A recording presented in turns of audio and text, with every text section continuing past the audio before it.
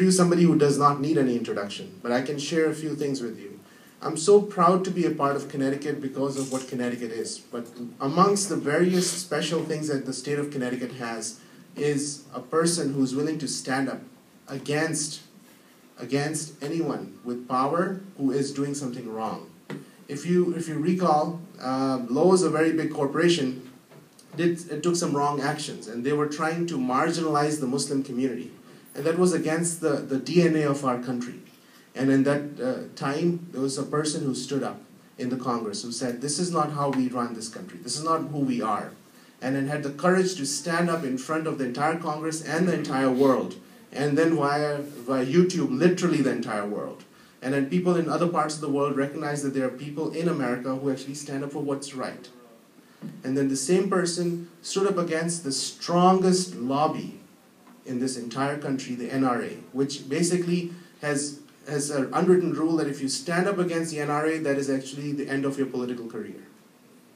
But the bravery, the passion, and the willingness to stand up and speaking the truth is what makes us so proud to be people of Connecticut, who's represented by none other than our best friend, Chris Murphy.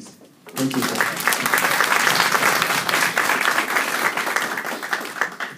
Thank you very much, Saad. Razam, thank you very much for having me here. What a wonderful, wonderful facility. I think this is my first visit here. Of course, I'm only about 5 months into representing the entirety of the state in the United States Senate, and it's great to be here with some old friends and hopefully with some new friends. As Saad mentioned, we've been friends for a long time, back from my first race for the United States Congress, when my opponent was running a pretty inflammatory ad talking about communications between Pakistan and the United States that this young candidate for Congress was going to refuse to intercept, to the actions that I took 2 years ago when I heard about this big company that was pulling its ads from a reality show featuring Muslim Americans. And I went down to the floor of the House of Representatives to protest that move, organized 28 of my colleagues to write a letter to the company telling them that what they were doing was fundamentally anti-American. And I'm proud of what we did because we had success. We essentially stopped that trend in its tracks, and it was Lowe's and maybe one or two other companies that did this. But I wouldn't have been in that position if it wasn't for my friendship with you and your organization and the community here in this state. I mean, I drew my inspiration to try to stop that Islamophobia in its tracks because the challenge that you had given me over the past years to see injustice and do something about it. And so I'm happy to be back here again. You don't want to hear about that. I hope that you want to hear a little bit about my recent trip to the region. And so I'm going to give you, because I do unfortunately only have about 20 or 25 minutes before I have to run off to an evening event up in Litchfield County, let me give you a snapshot of my recent trip, and then I'd love to take questions and reserve the majority of time for it. So I am about a week now back from a 7-day trip with 4 other members of Congress, 3 other senators, and 1 member of the House, to Turkey, Pakistan, and Afghanistan. This is my 4th trip to Afghanistan, my 2nd trip to Pakistan, and my 3rd trip to Turkey. Our trip to Turkey, though, was for a very different purpose than ones that I've taken in the past. We went there essentially to go down to the Syrian border and to visit one of the Turkish refugee camps. We then went to Pakistan during obviously an incredibly important time there. We were there just before these elections. And then to Afghanistan to witness a very, very different Afghanistan than I've seen in any of my previous 3 trips, because we are right now in the process of moving people out of there. Let me primarily talk about the experience in the refugee camps and my experience in Pakistan. First, in the refugee camps. We went to one of the better-run refugee camps. Turkey is, I think, doing a better job than Jordan is in running these camps. Obviously, there's a lot of refugees in Lebanon, but they're not running camps. They are just sort of part of the population there. But we saw the horror of war while we were there. We met little boys and girls who had lost their fathers to the Assad regime. We saw little kids who had had half of their faces scarred by bombs that had landed in their neighborhood. And we saw a tremendous amount of need. A need that's not being filled right now.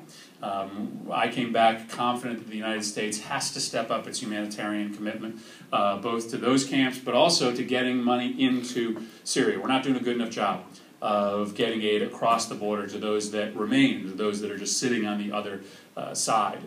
And so I've come back with renewed resolve to commit the United States to more humanitarian aid.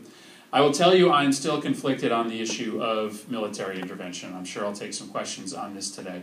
But I was worried about the very fractured nature of the Syrian opposition while I was there. I want to make sure that if the United States is giving arms, that we know who's going to get them, and that it's not just going to essentially lead to one side of a long-term civil war being armed with American weapons. Further, I want to make sure we don't make the same mistake in Syria that I think we made in Iraq and to a certain extent in Afghanistan. We became in Iraq a place where extremists journeyed to in order to fight the United States. I worry that that could be the case in Syria as well. If one side is aligned with the United States, I worry, as already Syria is becoming today, becomes a haven for those people who want to fight the United States as they came to Iraq. I think if it is proven that Assad has used chemical weapons in a meaningful and large-scale way, that changes my calculus and changes a lot of other people's calculus. I think right now it's up. Right now, I do not think that we have evidence that he's used them potentially beyond small incidences. I think we need something a little bit more than that. Pakistan. You know, I gave a speech when I came back on the American campaign finance system, and I said to that group that we should count our blessings here in the United States that we're arguing over how to fund American elections, whether or not the candidates are going to survive until Election Day. I came back very, very worried, as I know many of you are who are of Pakistani heritage, about the grave security situation in Pakistan today, especially down around Karachi and other areas. The Pakistani Taliban is determined to disrupt this election, is determined to stop it, is determined to target the more secular and progressive parties. And to me, it was more evidence of why we cannot walk away from the Pakistani government today. I know there's a lot of people in Washington now who don't understand why we're sending money to Pakistan when we certainly are at cross purposes sometimes with the military. But as this transition happens, the first true transition from civilian government to civilian government, the United States has to be there with this new government to support it, to support the transition, and to allow it to turn around and take on this insurgency, which for a lot of years was something the Pakistanis thought was just a U.S. problem, is now clearly a Pakistani problem as well. But I think, frankly, it's further evidence of why we have to get out of Afghanistan in the right way, on the right time schedule. But it is, you want to argue why the Pakistani Taliban is as strong as it is. In my mind, there's no doubt that the U.S. occupation of Afghanistan, had we not bungled it in the way that we did, likely would have, if we had not bungled it the way that we did, we perhaps could have stopped this movement in Pakistan, which is now an internal movement, from becoming as strong as it has become. And it's just another consequence of the United States mismanaging its affairs overseas. Iraq was bad enough, but Afghanistan and our 10-year intervention there has now posed incredible problems that were not previously there for the Pakistani government. And so again, to me, is another reason why we need to get out of Afghanistan, and why we have to take a whole new look at the strong campaign. I came back more uncomfortable than ever before about the pace of American drone strikes. Clearly, they have put a wedge in between us and Pakistani citizens, despite all of the aid that we are giving. And I think we have to take a serious look over the next several months as to how we conduct these campaigns. I think it may be doing us more harm than it is good, and I certainly came back with that question as well. So let me end there. I mean, there's lots of questions. I'm sure you have lots of more things I can tell you. I'm happy to answer questions about Afghanistan as well, but I at least wanted to give you my initial impressions. I am a member of the Foreign Relations Committee. And so I am, in a primary seat in the United States Senate as we make policy on Syria and Pakistan and on Afghanistan. And so I want your input. It's not going to all be able to come in the next 15 minutes, but I wanted to at least come here, introduce myself to others here at the center who have not met me, give you a little bit of a background on my trip, field a few minutes of questions here, but really allow this to be the beginning of a much longer conversation. I'm in the first 6 months of a 6-year term of representing many of you for the first time. Although it's funny, I've never technically represented Saud, and many of the friends in the community who have supported me, I feel like we've been a family for a long time. And so I just wanted to be here in large part to really reiterate my offer to be in very close touch with me, with my team here in Connecticut, including Sean Scanlon, who is here. We would love to, get information on people that are here. So Sean's going to send around a sign-up sheet. So if you do want to sign up and get information about these issues as they come before the Foreign Relations Committee, we'd love to have your information. And again, thank you so much for having me here today. That was a long question. Thank you, Senator Murphy. I'm going to start with the first question, bringing you right back to America. Yep. The only time I had the opportunity to meet you, I gave you a 158-page document on Fear Inc. And that's, I'm sure you read it, but it's it's a document about the challenges that American Muslims are facing because of the extremism that's directed against us from Fox News and Senate hearings on radicalization of Muslims, not radicalization of extremists.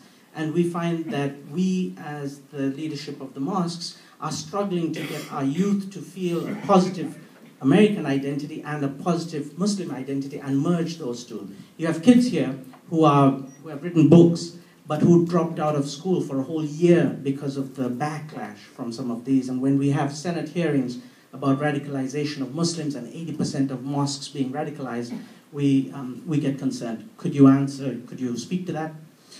Well, I think it's a real concern. I think the hearings you're talking about were not in the Senate, they were in the House. That was Peter King's hearings. The Senate, controlled by Democrats, I think I can safely say will not have hearings like the ones you saw in the House of Representatives. But it's a concern, and after what happened in Boston, it's going to continue to be a concern. What happened in Boston is going to continue to give fodder to those people who want to drive this wedge between the Muslim community